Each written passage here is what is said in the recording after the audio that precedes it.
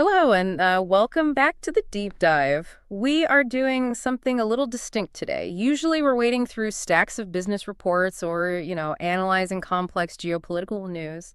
But today, we're turning the lens inward. We really are. Yeah, we're looking at a skill that I know a huge portion of our listeners are actively working on, which is learning English. Right. But not just learning it in the academic sense. We're talking about bridging the gap between the textbook and the real world. And that is a massive gap. It's often called the intermediate plateau. The grammar rules, you can read an article just fine. But then you freeze. Exactly. You step into a coffee shop or a meeting and you just freeze. The flow isn't there. So true. And the source material we're covering today, which includes some really great linguistic research and practical immersion guides, it suggests that the way out of that plateau isn't more studying. No, not at all. It's about changing how you interact with your daily life. It's about routine. Right. The core philosophy here is that you don't need to move to New York or London to immerse yourself. You can simulate immersion by narrating your own life. I love that idea. It's super effective. We're going to break down a typical day from the alarm clock to the evening commute and look at the specific high-frequency phrases that natives actually use, not the stuff in the old textbooks. And we're going to get into the psychology of it too. Like, why do we get nervous? How does muscle memory actually work for a tongue that isn't used to making these sounds? It's going to be very practical. And yes, we are going to make you, the listener, practice. We are. So here's the roadmap for today. We're starting in the bedroom with the morning routine. Then we head to the office, then a coffee shop for a high-pressure, low-stakes interaction. And finally, we'll do a live listen and repeat drill. Ready to wake up? Let's do it. So the concept of the morning routine. The sources emphasize that this is the best time for what is called habit stacking. Yeah, habit stacking is a concept from behavioral psychology. You take a habit you already have. It's like brushing your teeth. Exactly, like brushing your teeth, and you stack a new habit on top of it. In this case, thinking in English. So let's look at the language of the morning. The alarm goes off at 7 a.m. In the old textbooks, it's always, I wake up. But natives use a lot of phrasal verbs here, don't they? They do, and phrasal verbs are kind of a nightmare for many learners. Oh, absolutely. Because they don't make logical sense if you translate them word for word. So wake up is the mental shift. It's regaining consciousness. The get up is the physical action. Okay, I definitely wake up about 20 minutes before I actually get up. Yeah. I am very guilty of hitting the snooze button. We all are. And that right there is a sentence you can say to yourself every morning. I am waking up, but I am not getting up yet. That's a great one. Another common one is sleep in. Which means staying in bed later than usual, right? Not sleeping inside something. Exactly. You could say, I love to sleep in on weekends. But during the week, you have to get up. So you're out of bed, you stumble to the kitchen. This is where the internal monologue technique starts. Explain that a bit more, because talking to yourself can feel a little unhinged. It feels completely silly at first, but it is incredibly effective. You literally narrate your actions. I am walking to the kitchen, I am turning on the kettle, I am reaching for the coffee. So you're treating your life like a documentary. Basically, yeah. You are connecting the physical sensation of the object with the English word. It bridges the gap between the brain and the body. Let's talk about the coffee routine, actually. I feel like saying I make coffee is a bit generic. If I want to sound like a fluent speaker, how do I spice that up? You can get specific. You could say, I'm brewing some coffee, or if you're pouring it, I'm pouring a cup. But honestly, the most common morning chatter is just about the state of the coffee. Like, is the coffee ready? Yes. Or, I need caffeine bad. I need caffeine bad. That's a good one. It breaks the grammar rules a bit, doesn't it? Using bad instead of badly. But it's very natural. It's casual emphasis. It's how people actually talk. Now, moving on to breakfast. The sentence, I eat toast, is grammatically perfect. Socially, it's a bit robotic. It sounds like a robot learning to be human. I eat toast. Right. Usually native speakers talk about having breakfast. I'm having some toast. I'm having yogurt. Right. Or we talk about the preparation. I'm toasting a bagel. Having toast. Okay, that makes sense. So we're fed, we're caffeinated. Now, before we leave the house, many people try to exercise, and the verbs here are tricky. You don't play yoga. No, definitely not. The rule of thumb is this. For team sports with a ball, you use play. I play soccer. I play tennis. Okay. For activities ending in ing, use go. Oh. I go running. I go swimming. And for stationary exercises, use do. I do yoga. I do Pilates. That is a surprisingly helpful rule. So I go running, but I do yoga. Exactly. So you just narrate that, I am going for a run. Now comes the first real hurdle of the day, the commute. Whether it's a car or public transport, this is usually just dead time. How do we turn this into a language lab? Well, if you're driving, you are basically in a private sound booth. This is the perfect time for a technique called shadowing. Shadowing is where you listen to audio, like this deep dive, and repeat it almost simultaneously, right? Yes, that's it. You don't wait for the sentence to finish. You try to speak with the speaker. It forces you to match their speed and their intonation. What if you're on a bus? If you're on the bus or the train, you obviously can't shout out loud, but you can do passive listening. But active is better. Active is always better. Even moving your lips silently helps build that muscle memory. Let's hit the vocabulary for the commute. I feel like prepositions trip people up a lot here. Is it in the bus or on the bus? The general rule is if you can walk around on it, you get on it. You get on a bus, on a train, on a plane. But you get in a taxi, you get in a car. On a bus, in a car. Got it. So I could say, I'm on the bus heading to work. Yes, and heading to is another great phrasal verb.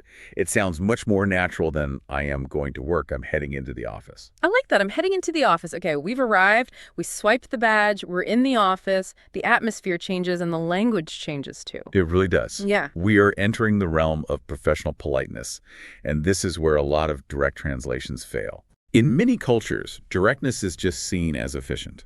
In English-speaking offices, specifically in the US and the UK, directness can sometimes be perceived as aggression. So saying, give me that report is a no-go. I wouldn't recommend it. It implies you have authority and you're just ordering someone around. We use things called softeners or modal verbs, words like could, can, would. Give us the makeover then. How do I ask for the report? You'd say, could you send me that report when you have a second? When you have a second. That is a complete lie, isn't it? I want it right now. It is a total fiction. We all know you want it now, but adding when you have a second acknowledges that the other person is busy. It shows respect for their time. That is the currency of office politeness. That's fascinating. What about greetings? We talked about how are you earlier. Is it really just a script? It's what linguists call a phatic expression. It means the content doesn't matter. The function is just social bonding. If I ask, how are you, I don't actually want to know about your back pain or your existential dread. Unless we're close friends, obviously. Right, but with a colleague, the standard answer is good, thanks. Or maybe, not too bad, hanging in there. Hanging in there. I love that one. It implies I am stressed, but I am surviving. But it keeps it light. Exactly. It bonds you over the shared struggle of work without being overly negative. Let's talk about the water cooler moments. Small talk. This terrifies people. You're standing next to your boss waiting for a coffee machine to finish. The silence is deafening. What do you actually say? The safest bet is the immediate environment. You can say, busy day today, huh? Or, I can't believe it's already Wednesday. Or the weather. It's a cliche for a reason. It is neutral ground. Is it still raining out there? It's boring, yes, but it opens the door. Now, I want to pivot to a specific skill. Asking for help without looking incompetent. That's a huge fear, isn't it? If I ask for help, I look like I don't know my job. That is the fear, absolutely. Huh? The trick is to frame it as collaboration rather than helplessness. Instead of saying, I don't understand this, try, could you walk me through your process on this? Or, I want to make sure I'm aligned with how you do this. Walk me through. That is excellent visual language. It frames it as a journey you're taking together. It does. And you also hear touch base a lot. Let's touch base on this later. Corporate speak. We could do a whole deep dive just on that. Yeah. But let's leave the office. We're stressed. We need a break. We are going to the coffee shop. This is the high stakes, low stakes environment. Explain that. It's high stakes because it's fast. There is a line of people behind you. The barista is moving quickly. There's noise. But it's low stakes because if you mess up, you just get the wrong drink. You won't get fired. True. So I am the customer. I walk up. The barista looks at me. What's the biggest mistake learners make right here? Using I want. I want coffee. It sounds like a toddler demanding a toy. So what is the golden phrase? You should use I'd like, or can I get, or I'll have. Can I get always feels weirdly grammatically incorrect to me. Like, can I, yes, I have the physical ability, may I is the proper grammar, but can I get is just ubiquitous. It really is the standard American ordering phrase. Can I get a latte? In the UK, I'll have a latte, please, is very common. Let's actually role play this. I'll be the customer. I want a medium cappuccino, extra hot. Okay, I'm the barista. Next in line, please. Hi, can I get a medium cappuccino? Sure. Any milk preference? Oat milk, please. And could you make that extra hot? No problem. For here or to go? To go, please. That'll be $5. Cash or card? Card. Go ahead and tap whenever you're ready. Thanks. Have a good one. Have a good one. That's such a classic sign-off. It is. It's vague enough to mean day, night, or weekend. It just covers everything. Let's break down two things there. First, for here or to go. In the UK, that would be eat in or takeaway, right? Correct. And the other thing is tap. There. Tap your card. A few years ago, we would have said swipe, but technology changes language. Now we tap or we insert the chip. And I noticed I asked for a modification. Extra hot. This is where fluency really shines. Being able to modify the standard order. You might say light ice, room for milk, double shot. These little tags at the end of the sentence show that you're comfortable. What if you didn't hear the price? It's loud. The espresso machine is screaming in the background. Don't panic. Just say, sorry, I missed that. Or, sorry, how much was that? Sorry, I missed that. That puts the blame on the situation, not on your language skills. Precisely. It protects your confidence, which is key. Speaking of confidence, we are going to shift gears now. We've talked about the language. Now we're going to actually use it. This is the listen and repeat section. Yes, this is where we need you, the listener, to participate. I am going to say a phrase we just discussed. I want you to repeat it out loud in the gap. But don't just say the words. Try to mimic the music of the sentence. The stress and the rhythm. Because English isn't a flat line. It has hills and valleys. Exactly. We'll do 4 key phrases. I'll say the phrase. We will leave a few seconds of silence for you to try it, and then my co-host will say it to reinforce the pronunciation. I will be your stand-in. Let's go. First, from the morning routine. Focus on the phrasal verb. I'm heading into the office. Now you try. I'm heading into the office. Did you hear the stress? I'm heading into the office. Okay, second one. The polite request at work. Could you walk me through this? Your turn. Could you walk me through this? Good. Notice how could you almost blends together. Could you walk me through this? That's that connected speech we always talk about. Third one. The coffee shop order using the American style. Can I get medium latte to go? Go ahead. Can I get a medium latte to go? Last one. The social closer. Have a good one. Try it. Have a good one. Nice job. It feels different when you actually engage the vocal cords, doesn't it? It changes everything. You are building muscle memory. Your mouth needs to learn the shapes just like your brain needs to learn the definitions. We are coming to the end of our deep dive today, but I want to leave our listeners with one final concept from the research. It's called the spotlight effect. This is so crucial for language learners. Psychologically, we all walk around thinking there's a giant spotlight on us.